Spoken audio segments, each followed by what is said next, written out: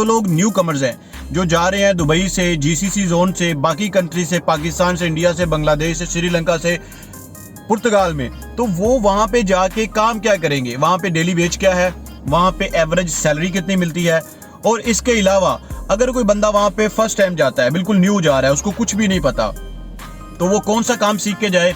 इसके अलावा अगर कोई बंदा वहां पे पहुंच जाता है और बिल्कुल न्यू है, तो वो किस काम में काम करेगा तो उसको कितनी सैलरी मिलेगी, और वो कौन सा काम करेगा तो उसको कितनी सैलरी मिलेगी।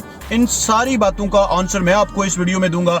Hello guys, welcome to my YouTube channel, welcome to another interesting vlog. एक नई इन्फॉर्मेटिव इंटरेस्टिंग वीडियो लेके मैं आप लोगों के पास आया हूं। आज की वीडियो सबसे ज्यादा इन्फॉर्मेटिव और सबसे ज्यादा इंटरेस्टिंग इस वजह से है कि काफी सारे कमेंट बॉक्स में इंक्वायरीज हाईलाइट की जा रही थी कि जो लोग न्यू कमर्स हैं, जो जा रहे हैं दुबई से, जीसीसी जोन से, बाकी कंट्री से, पाकिस्तान से, इंडिया से, बांग्लादेश से, श्रीलंका से, पुर्तगाल में, तो वो वहां पे जाके काम क्या करेंगे, वहां पे डेली वेज क्या है, वहां पे एवरेज सैलरी कितनी मिलती है, और इसके अलावा अगर कोई बंदा वहां पे फर्स्ट टाइम जाता है, बिल्कुल न्यू जा रहा है, उसको कुछ भी नहीं पता, तो वो कौन सा काम सीख के जाए।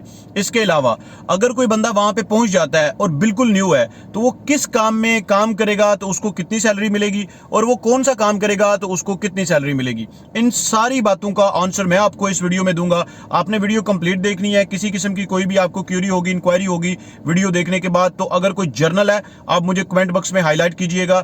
अगर कोई आपकी पर्सनल क्यूरी है तो मेरा इंस्टाग्राम आईडी आ रहा है, आप मुझे फॉलो भी कर सकते हैं। मुझे इंस्टाग्राम पे आप जाके हाईलाइट भी कर सकते हैं, अपनी क्यूरी टेक्स्ट मैसेज की फॉर्म में सेंड कर सकते हैं। जो लोग भी चैनल पे नए हैं सर, वो काइंडली चैनल को लाइक करें, सब्सक्राइब करें, बेल के बटन को जरूर प्रेस किया करें, ताकि जहां पे जिस जगह पे ऑल लिखा होता है, कोई भी नई वीडियो आएगी नोटिफिकेशन बॉक्स में सबसे पहले आप लोगों के पास आएगी।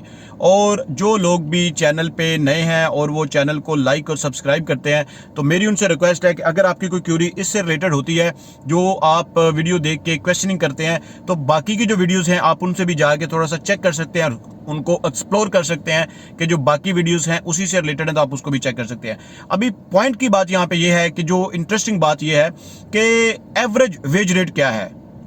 एक जो एवरेज वेज रेट है वो कितने यूरो है पुर्तगाल में। तो सर अगर हम एवरेज वेज रेट की बात करते हैं तो वो है जी 7 to 800। ठीक है, 6 to 7, 7 to 800। आप एक ब्रैकेट ले लें, 600 यूरो एक एवरेज वेज रेट है जो पुर्तगाल में है। अब एक नया बंदा जाता है तो उसको कौन सा काम मिल सकता है, उसको मल्टीपल काम मिल सकते हैं। इट डिपेंड्स ऑन हिम, उसके ऊपर डिपेंड करता है कि वो कौन सा काम करना चाहता है।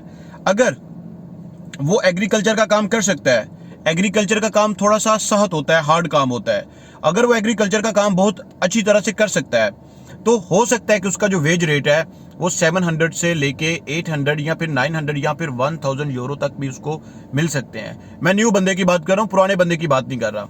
उस बंदे की बात कर रहा हूँ जिसको पुर्तगीज लैंग्वेज बिल्कुल नहीं आती, उस बंदे की बात कर रहा हूँ जिसको इंग्लिश थोड़ी बहुत टू समहाउ आती है, मैं उस बंदे की बात कर रहा हूँ। अब एक वो बंदा है कि जिसको एग्रीकल्चर का काम नहीं करना, क्योंकि एग्रीकल्चर का काम थोड़ा सा हार्ड काम होता है, मेहनत वाला काम होता है। एक वो बंदा है वो कहता है कि मुझे एग्रीकल्चर का काम नहीं करना, मेरे लिए कौन से काम है।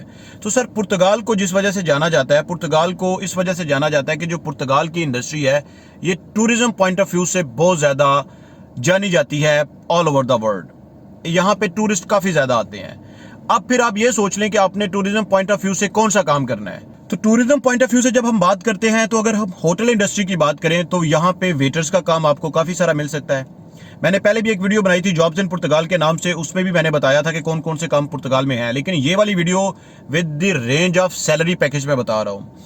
अगर आप वेटर्स के काम पे जाते हैं, बिल्कुल फ्रेश हैं, आपके पास कोई एक्सपीरियंस नहीं है और आपको सिलेक्ट कर लिया जाता है किसी भी होटल में वेटर्स की जॉब के लिए, तो आपको बिल्कुल न्यूली हैं, तो आपको 4 to 500 to 600 यूरो आपको मिल सकते हैं।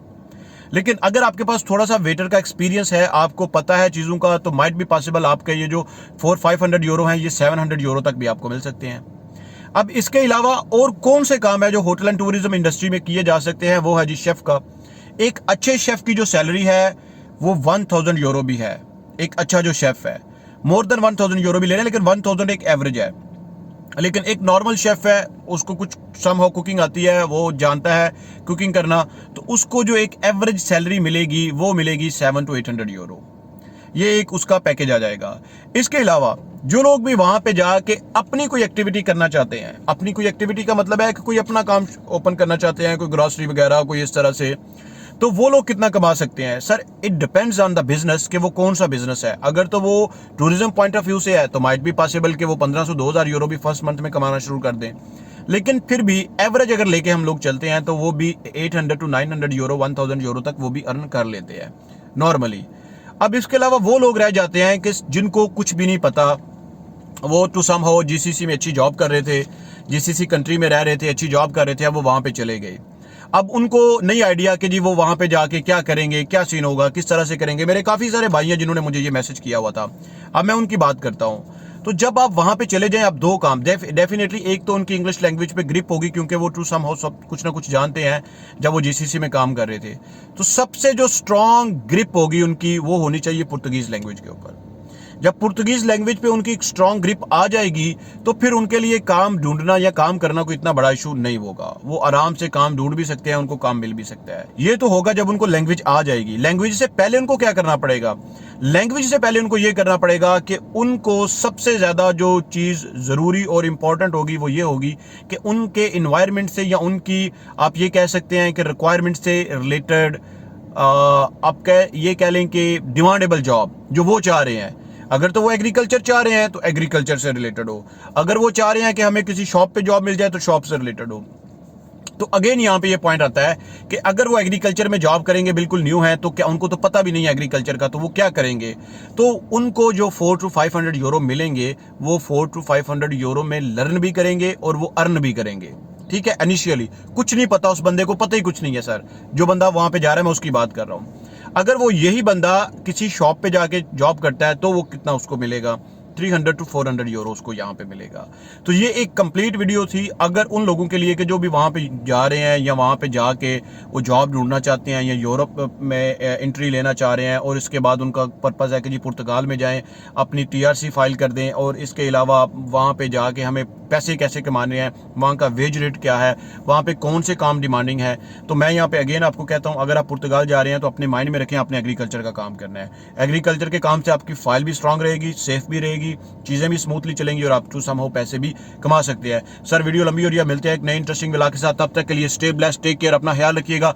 नेक्स्ट व्लॉग जो है वो बड़ा ही इंटरेस्टिंग व्लॉग आ रहा है, वो है जी पुर्तगाल से रिलेटेड, पुर्तगाल की इमिग्रेशन से रिलेटेड, और उसमें कुछ टेक्निकल पॉइंट्स के बारे में बताया जाएगा। जरूर वो व्लॉग देखिएगा। तब तक के लिए stay blessed and take care.